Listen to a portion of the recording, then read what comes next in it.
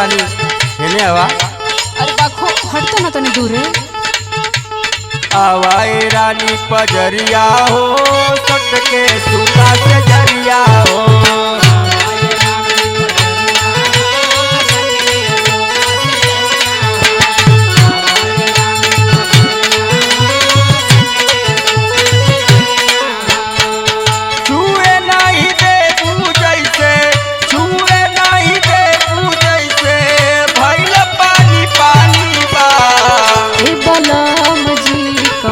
पे छलकत पानी बा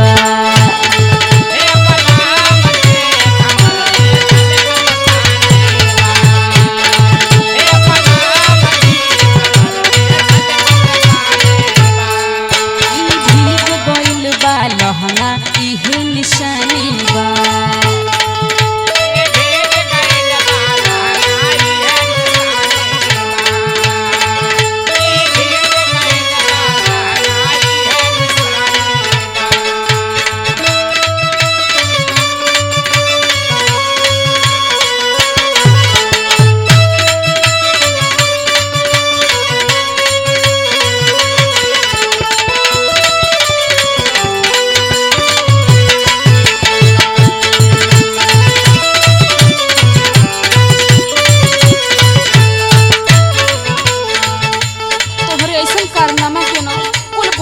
हम खाली भूलवावेला जवन राती कइला ओकरे बारे में एको बार सोचा तारा। अरे का कहनी हो बोला। हाँ तो सुना सुनावा। बतिया के मतिया के बुझतानी हो कौने मूड में बानी हम का बुझत बानी हो।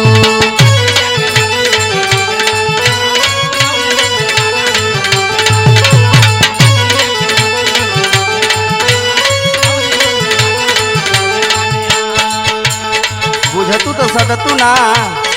अच्छा तनी बुझा परेशानिया हमार रनिया हम पे फेर दा नजरिया हमार धनिया।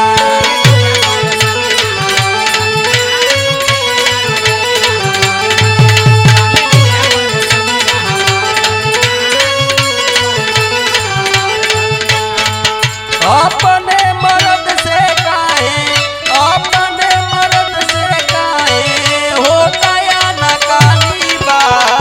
ए बनाम जी कमर पे छलकत पानी बा।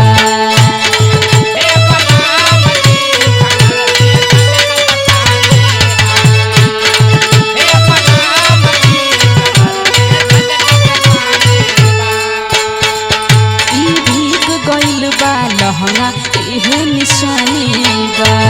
बारे रसमलाई बुझली।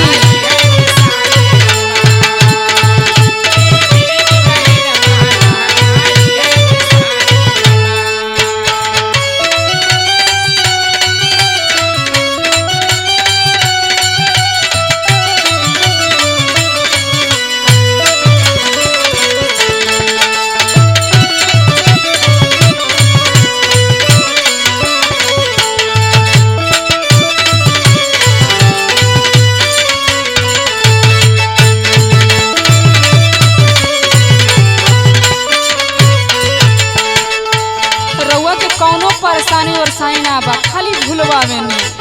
अरे ये करे जा ऐसा कोनो बात ना हो। सुना सुनावा। जानतानी जानतानी हम सब जी तोहरा फेरा में नहीं आइब हम जी।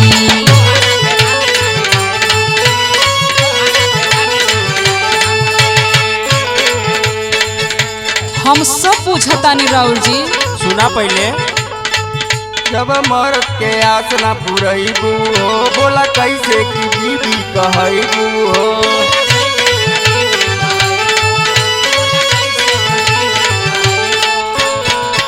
सरवलन बहादुर के लिए मन मानी बा। ए बलम जी कमर पे छलकत पानी बा।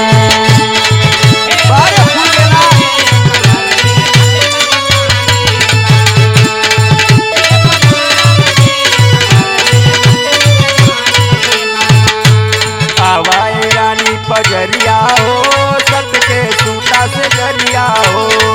छुए नहीं दे जैसे छुए नहीं दे जैसे भइल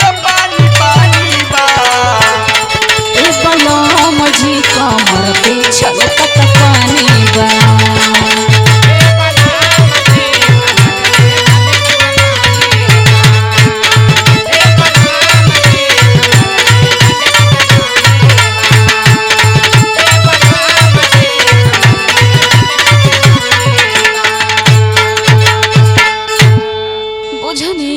अरे कुल बुझत हई आवा पहले है